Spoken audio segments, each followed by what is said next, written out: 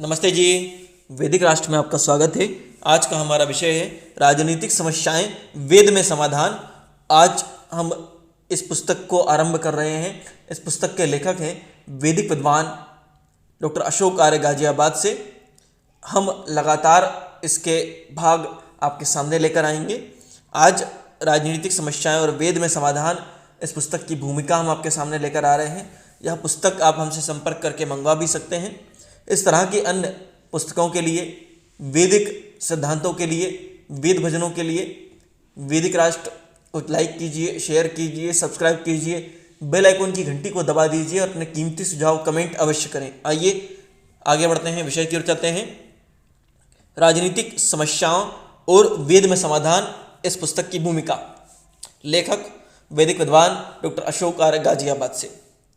आदि ज्ञान वेद सत्य विद्याओं का पुस्तक है। वेद सब सत्य विद्याओं का पुस्तक है।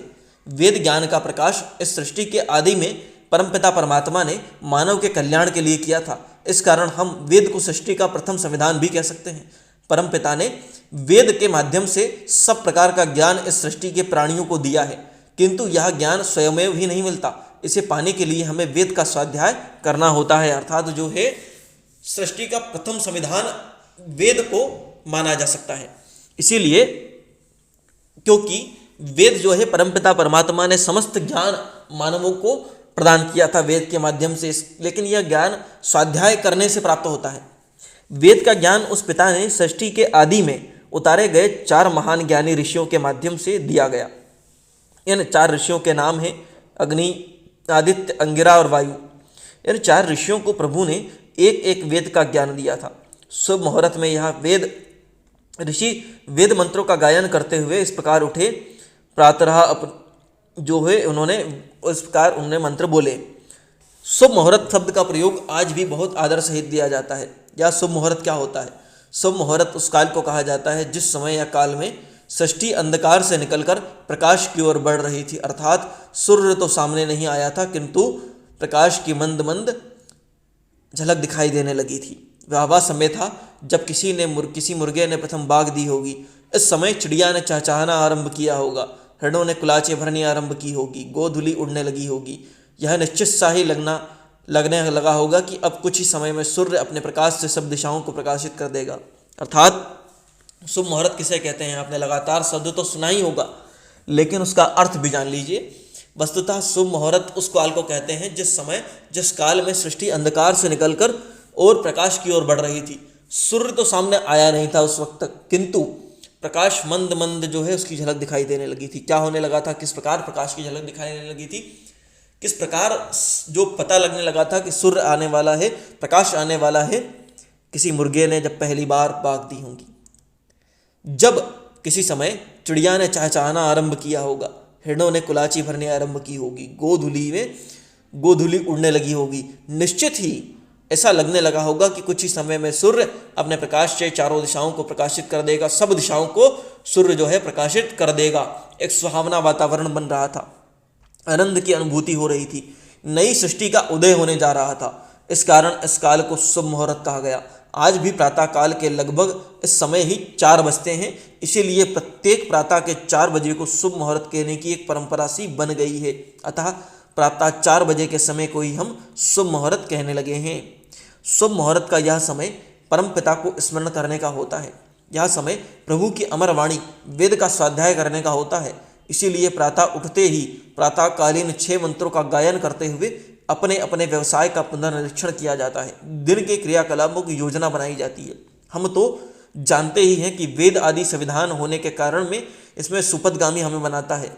इससे स्पष्ट है कि सुपथ पर लाने के लिए हमें यह विभिन्न प्रकार के उपदेश देता है। यह उपदेश सब प्रकार का ज्ञान हमें समेटे हुए है अपने में।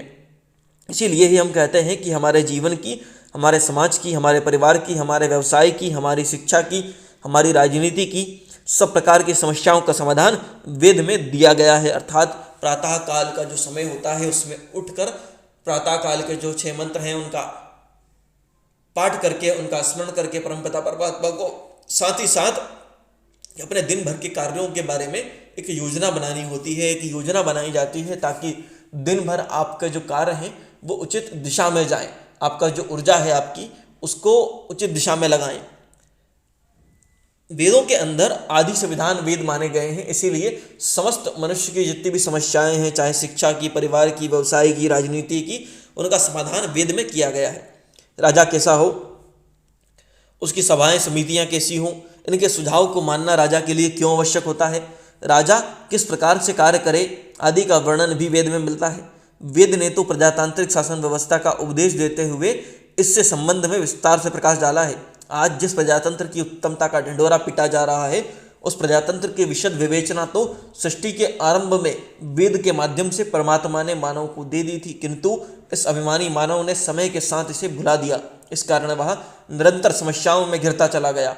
आज इस प्रजातंत्र की पश्चिमी देशों को देन कहा जाने लगा है, पश्चिमी देशों की देन कहा जाने लगा, किंतु वेद ने तो इसका वर्णन सृष्टि के साथ ही कर दिया था।